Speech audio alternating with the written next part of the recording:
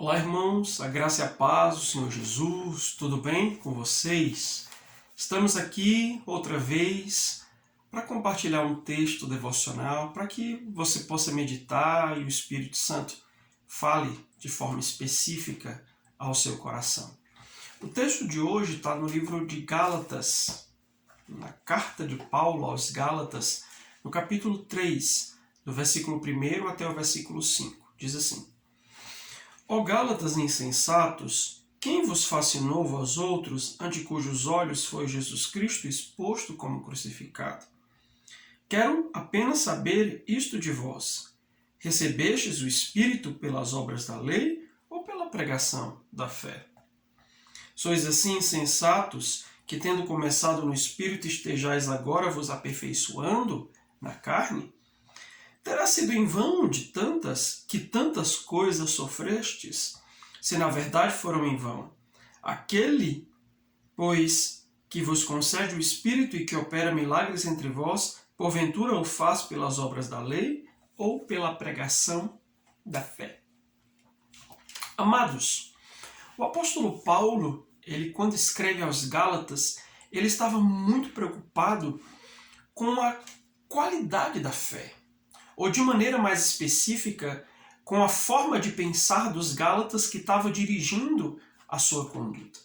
Ele havia ministrado na vida deles, os ajudado a entender a respeito da salvação, que não tinha relação com as obras, não tinha relação com o fazer, mas era uma ação de Deus por meio de Jesus Cristo que nos deu graça para que nós pudéssemos ser salvos, e era a partir dessa fé que eles precisavam dirigir as suas vidas.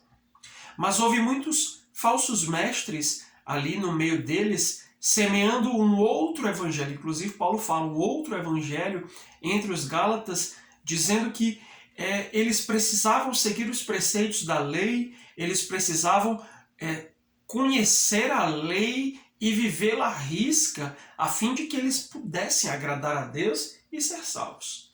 Então havia dois evangelhos coexistindo ali, e Paulo escreve aos Gálatas exatamente para exortá-los a respeito dessa situação, para que eles pudessem voltar para o caminho original, para que eles pudessem se converter ao evangelho que outrora eles haviam recebido.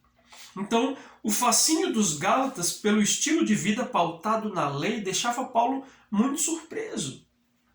Ele não compreendia porque eles estavam tão animados em trocar a graça de Deus pela lei. Trocar a graça de Deus pelo esforço humano. Quando ele diz, vocês Gálatas são insensatos, vocês recebeste o Espírito pelas obras da lei ou pela pregação da fé, vocês começaram no Espírito agora, estão passando para a carne, estão decaindo da graça. E essa é uma preocupação que nós cristãos precisamos ter dia a dia. E por esse motivo temos que avaliar a nossa vida e o nosso coração. Estamos vivendo o Evangelho da graça ou estamos flertando e vivendo com o Evangelho da lei? Com o Evangelho da lei. Né? Porque aqueles crentes sinceros, como eles eram, foram enganados por falsos ensinos, de maneira que seu coração começou a ir na direção da sedução da lei. Mas, pastor, o que representa a lei? A lei, amados, ela representa a necessidade de fazer. Ela foi entregue ao homem quando o homem decidiu seguir o seu próprio caminho, quando o homem decidiu afastar-se de Deus e seguir a sua própria vontade. É como se Deus dissesse, você está sendo independente. Você quer ser independente? Então está aqui a lei. Se você cumpri-la à risca, você vai me agradar. Mas o problema é que homem nenhum conseguiu cumprir a lei.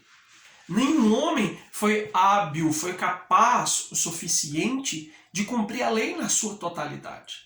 E a palavra de Deus diz que se um homem peca em um dos mandamentos da lei, ele é réu de toda ela. Ou seja, se deixamos de cumprir alguma coisa da lei, nós estamos pecando a respeito de toda a lei. Mas o fato é que a lei, ela representa a necessidade de fazer. E como isso é grande no nosso coração. A ideia de que nós temos que fazer algo, nós temos que realizar algo, nós temos que ser responsáveis pela nossa própria salvação, nós temos que fazer alguma coisa. Mas, amados, nós não podemos acrescentar absolutamente nada ao sacrifício de Cristo para a nossa salvação e para a nossa justificação. A lei, ela representa o mérito pessoal. É a ideia de que eu fiz e por isso eu mereço. Eu fiz, por isso eu conquisto. Eu fiz, por isso eu recebo. Por isso eu tenho. Por isso Deus ouve a minha oração, porque eu sou alguém que faço. Deus ouve, eu sou íntimo de Deus, porque eu sou alguém que faço. E como isso é enganoso para o nosso coração? Porque na realidade, nós cristãos precisamos viver pela fé e pela graça de Deus. E, em terceiro lugar, a lei representa o esforço e esse sacrifício pessoal. Pastor, então o senhor está dizendo que a gente não tem que se esforçar, que nós não temos que fazer nada para Deus? Não é isso que eu estou dizendo. Mas é quando o nosso coração e a nossa fé está pautada na ideia de que eu tenho que fazer, porque se eu não fizer eu não terei nada de Deus, eu não serei salvo, a minha vida não vai acontecer nada, aí isso está errado. Porque nós fomos salvos pela graça. Inclusive, Paulo usa uma expressãozinha que me chama muita atenção. Ele diz, sois assim insensatos, no versículo 3, que tendo começado no Espírito, estejais agora vos aperfeiçoando na carne. Então, todas as vezes que eu ando nessa medida do mérito pessoal, no desejo de eu tenho que fazer, sou eu que faço, eu estou me aperfeiçoando na carne. E saindo da trilha, saindo da rota do Espírito. Porque a rota do Espírito, ela aponta para a graça. E a graça representa o que, pastor? O que Jesus já fez. Exatamente o inverso. O que Jesus já fez por nós? Nós nunca podemos perder de vista o sacrifício de Cristo.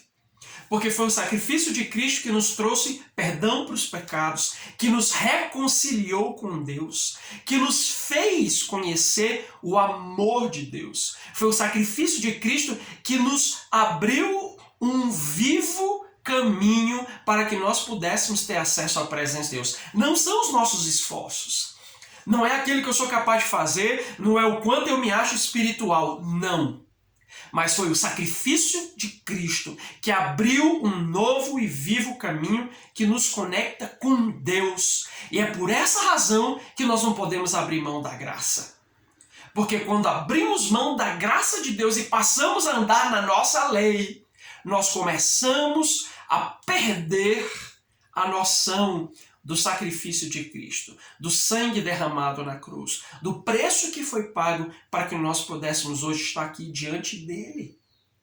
A graça, ela também representa a herança que nós recebemos do Senhor. E essa herança, ela não é fruto de um mérito pessoal. Eu recebi porque eu mereci. Não. Porque todos nós merecíamos a morte, como a palavra de Deus diz que o salário do pecado é a morte. Então, eu e você merecíamos a morte. O único mérito que temos é o de morrer por causa do nosso pecado. Então, não se engane, meu irmão, acreditando que porque você faz alguma coisa, porque você ora, você merece algo. Não se engane. A graça é exatamente essa herança que nós recebemos de Deus, ainda que sejamos imerecedores. E essa é a verdade mais poderosa do Evangelho. É que Deus nos amou mesmo sabendo quem nós somos. Deus nos amou mesmo sabendo que nós somos pecadores e destituídos da sua glória, como o apóstolo Paulo diz. E nesse momento, quando a gente entende isso, que a graça de Deus tem a ver com a herança que nós recebemos, e herança tem a ver com filiação.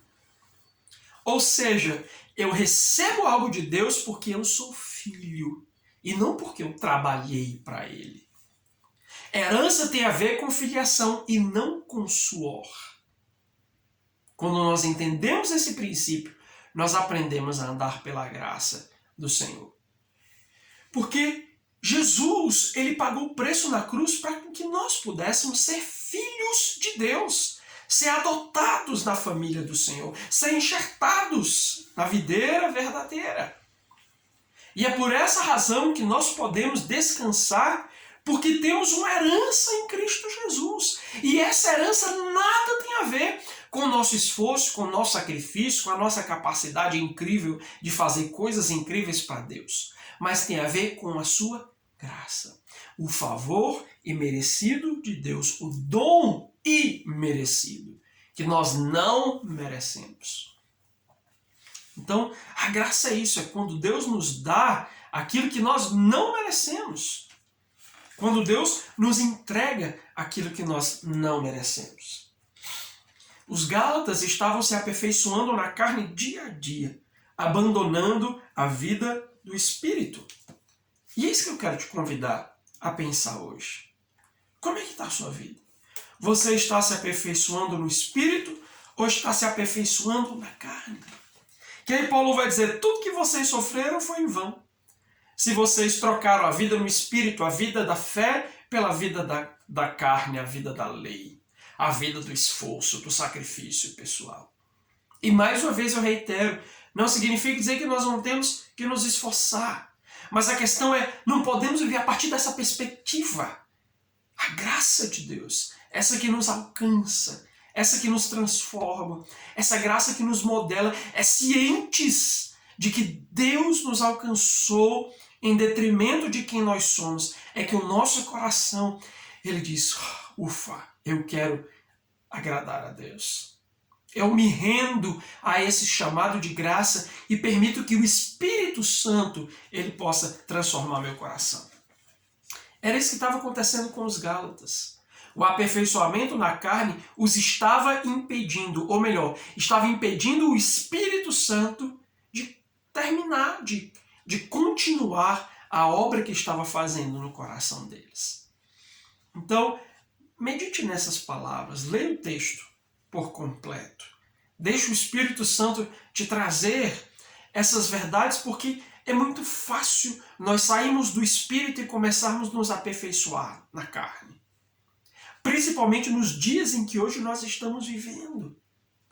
Os dias dessa guerra política, os dias dessa guerra espiritual, os dias de tantas contradições, de tantos falatórios, de tantas coisas que estão querendo roubar o nosso coração. E é por esse motivo que nós precisamos nos agarrar à graça de Deus, que nos alcança, nos transforma. Porque o Espírito Santo de Deus, ele opera em nós quando estamos vivendo pela fé. Amém, meu querido? Deus te abençoe, que o Senhor possa te aperfeiçoar no Espírito, assim como tem sido a minha oração a cada dia a meu respeito. Grande abraço e nos vemos no nosso próximo devocional. Amém.